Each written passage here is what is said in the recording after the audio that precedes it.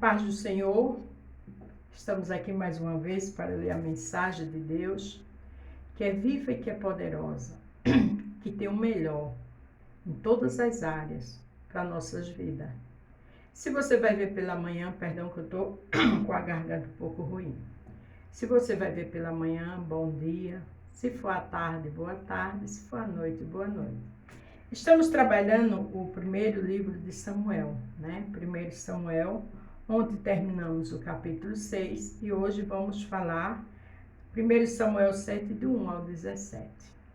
Se você vai ver pela manhã, bom dia, ou boa tarde, ou boa noite. O importante é que você escute e que você receba de Deus como eu tenho recebido. Amém?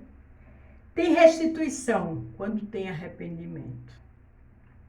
Às vezes a gente quer tantas bênçãos do Senhor, mas fazemos de qualquer jeito, estamos fora da palavra, estamos bem distante de obedecer a Deus, aí não tem restituição. Mas quando tem arrependimento, tem restituição. 1 Samuel 7, o verso 1 diz: Então vieram os homens de Quere até Jearim, levaram a arca do Senhor, trouxeram a casa de Abinadab no outeiro e consagraram a Eleazar, seu filho, para que guardasse a arca do Senhor. A gente sabe que os filisteus devolveram a arca, né?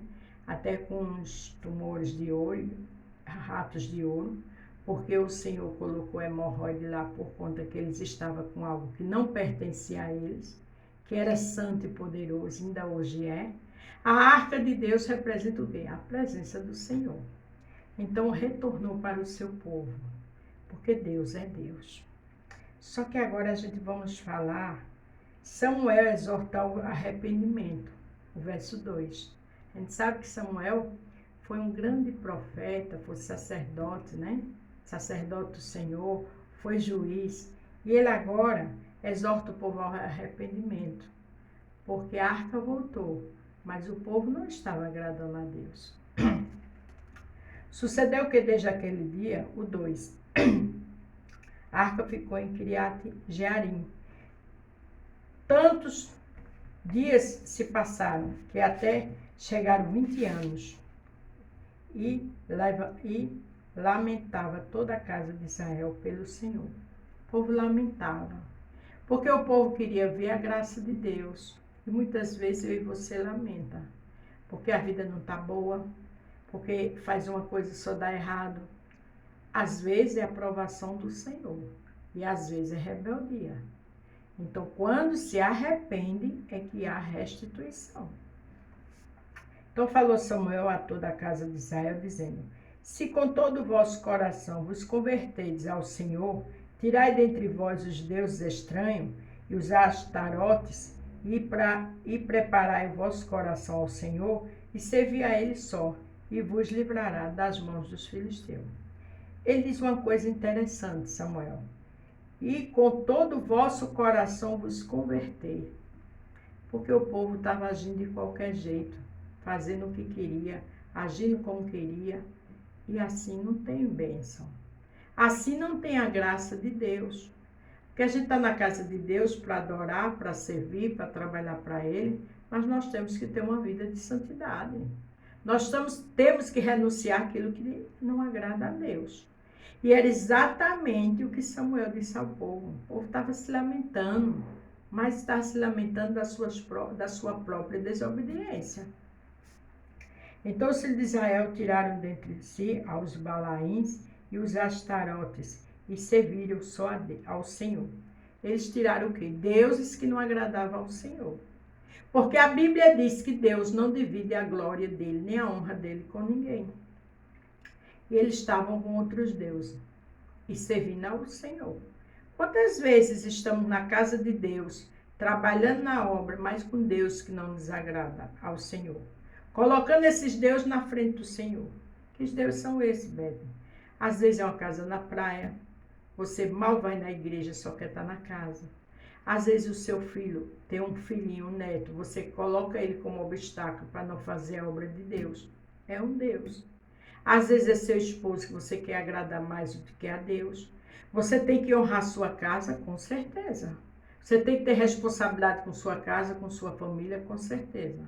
Agora, não usar isso de desculpa para não fazer a obra de Deus. Aí você está botando um Deus na frente, outros deuses. Às vezes é o dinheiro, é o emprego, é a faculdade, a gente tem que ter equilíbrio. Existe o dia que não dá para ir na casa do Senhor, mas já avisa, mas direto, usando de desculpas, é Deus. Não tem restituição, não tem a mão do Senhor desse jeito. Tudo é dele, família é dele, dinheiro é dele, o mundo é dele. Não é verdade? Disse mais Samuel, congregai a todo Israel em Mispa e orai por vós ao Senhor. Isso é congregar aqui, quer dizer, no lugar onde é para congregar na época. E adorar ao Senhor.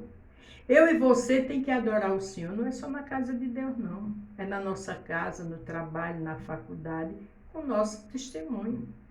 A Bíblia diz que nós somos templo e morada do Espírito Santo. Então, a igreja é nossa casa de oração. Do jeito que eu e você tem o endereço de ir ao médico, né? De um passeio, da faculdade, do seu trabalho, tem que ter a casa de Deus também. Mas que eu e você somos templo e morada do Espírito Santo. A nossa adoração começa dentro de nós. E Deus vê todas as coisas. E congregaram em Mispa, e tiraram água, e a derramaram perante o Senhor, jejuaram aquele dia, e disseram ali, pecamos contra o Senhor, e julgava Samuel, os filhos de Israel, em Mispa.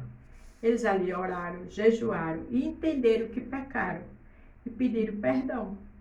É o que eu e você tem que fazer. Ver, nos examinar quando estamos errados, para estar na posição que o Senhor quer. É fato, o ser humano erra, ninguém é bom, ninguém é perfeito. Agora a gente não pode usar isso como arma para continuar errando, não é verdade? Deus não tem um culpado por inocente. Se você está trabalhando, eu já trabalhei muitos anos, você tem que respeitar a empresa, você tem que vestir a camisa, você tem que aceitar as normas a qual você fez um contrato para trabalhar. E como é que a gente vai servir a Deus de qualquer jeito? Não é verdade? Se é o dono do mundo.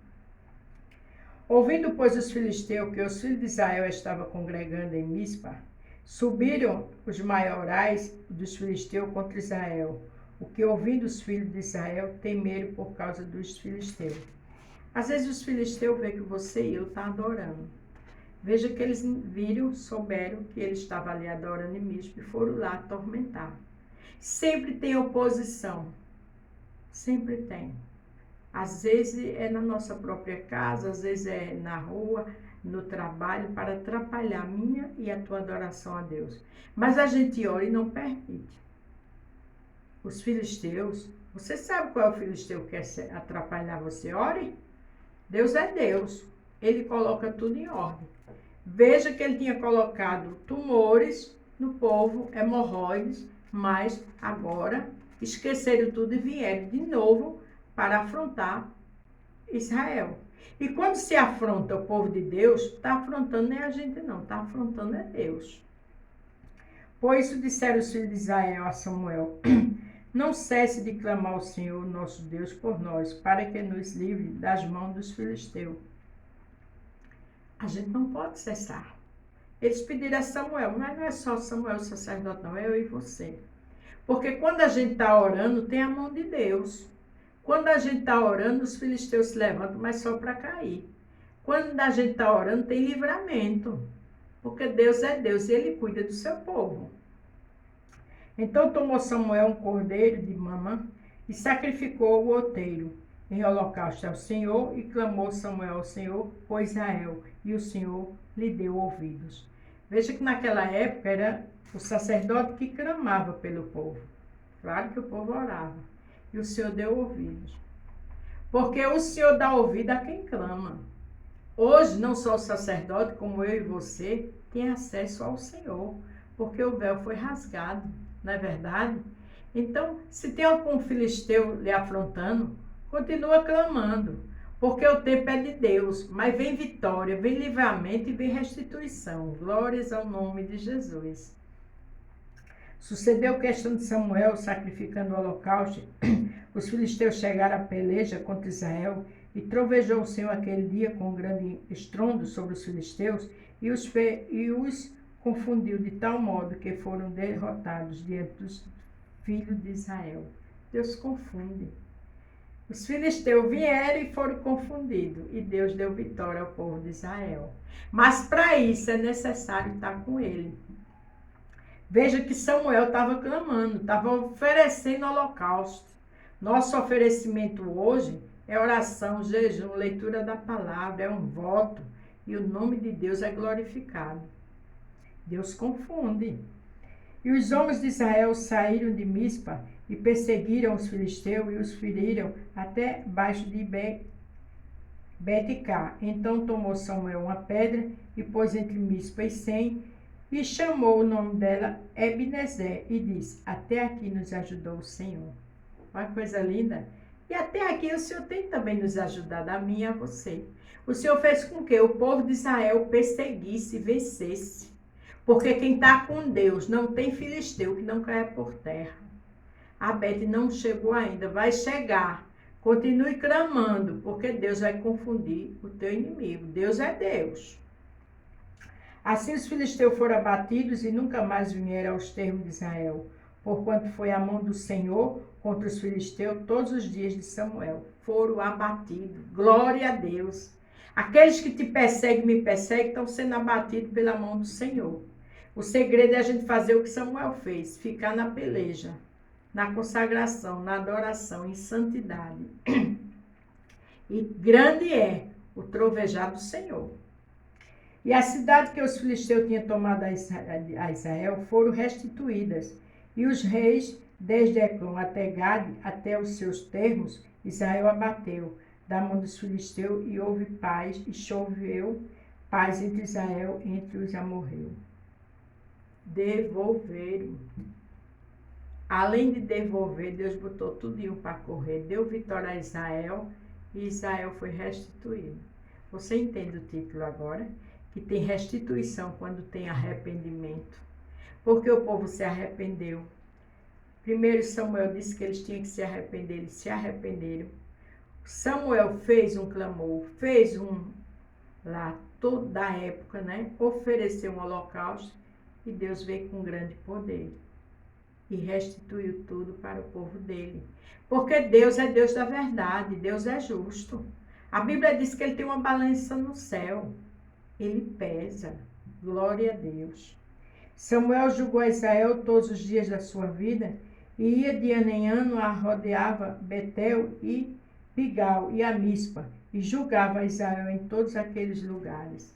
Samuel estava ali, cuidando do povo e julgando, porque Samuel tinha compromisso com o Senhor. Samuel não brincava de servir ao Senhor. Se eu e você quer restituição, não podemos brincar de ser crente. Temos que ter responsabilidade com Deus e adorar, porque não tem filisteu que Deus não abata. Para terminar o 17. Porém voltaram a Ramá, porque estava ali em sua casa, e ali julgava Israel, e edificou ali um altar ao Senhor.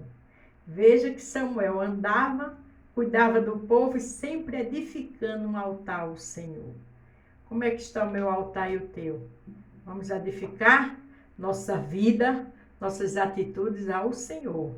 Vamos edificar aquilo que está errado para ser consertado. Vamos edificar tudo na nossa vida, no nosso lar, onde a gente estiver. Edificar nossa vida. Nós somos templo e morada do Espírito Santo, para que o Senhor haja. Porque o povo tiver que se arrepender, o povo tiver que estar no altar do Senhor, para que a mão do Senhor viesse contra os filisteus e restituísse a eles. Deus é restituição, Deus é livramento e é vitória.